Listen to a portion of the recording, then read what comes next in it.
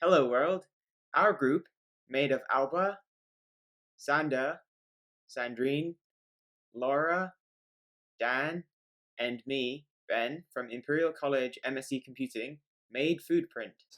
A necessary step to counteract climate change is to reduce greenhouse gas emissions. Food production is responsible for 1/4 of these emissions. Yet, current software solutions tend to focus on greener energy and transportation rather than food. It seems that food is underrepresented and presents a valuable opportunity to impact. Our software addresses the carbon footprint of food and informs the consumer to make greener choices and reduce their footprint.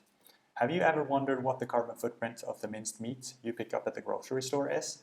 Or stood in your kitchen wondering whether to cook cauliflower soup or chicken fajitas to reduce your carbon footprint? And what carbon footprint has your week's eating had? Foodprint, available on both iOS and Android, answers these questions for you. I will now proceed to a demonstration of Foodprint. When I open the app, I am asked to authenticate, so I create a new account with the email address demo@foodprint.com. I can then type in a password and join. I am then directed to the onboarding screens, which tell me about the different features of the app. Closing this, I can see the empty dashboard. I can start using the app by taking the picture of a food item like this asparagus. Having done this, the app returns a classification and a carbon footprint. Note that the unit used is the footprint, which actually stands for kilograms of CO2 per kilograms of food. I can add this to my history, and then the dashboard is updated with this new information. It can happen that I take a picture of a food item that the app doesn't recognize. In this case, I am directed to an error screen where I can type in the name of the food item directly and submit.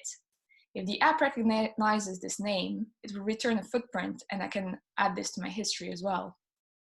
A second feature of the app is to get the carbon footprint of a food item from its barcode. Here, the app has automatically detected the presence of the barcode and returned the classification king prawn spaghetti. I can then add this to my history, and once again, the dashboard is updated. If the app doesn't recognize the barcode, then it will direct me to the error screen where I can once again type in the name of the food item directly and then submit. If the app recognizes this name, it will return a carbon footprint, and I can add this to my history. The third feature of Foodprint is to get the carbon footprint of a food item from its recipe. So I can, for instance, type in the URL of a recipe and submit.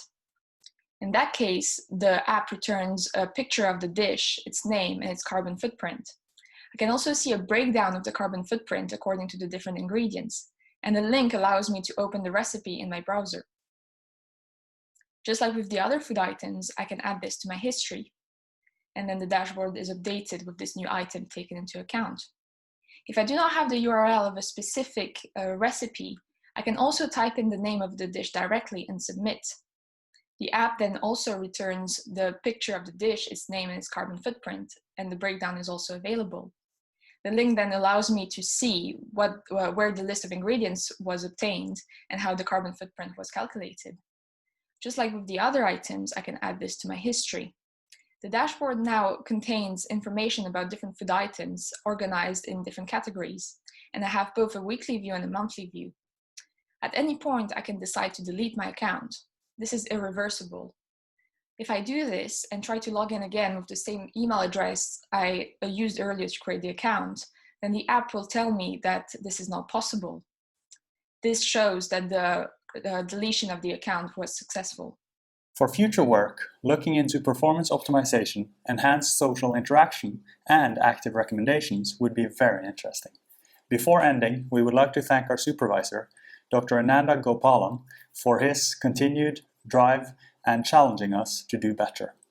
Foodprint, available for both iOS and Android, gives you the insight not yet labeled on food and helps you reduce your carbon footprint.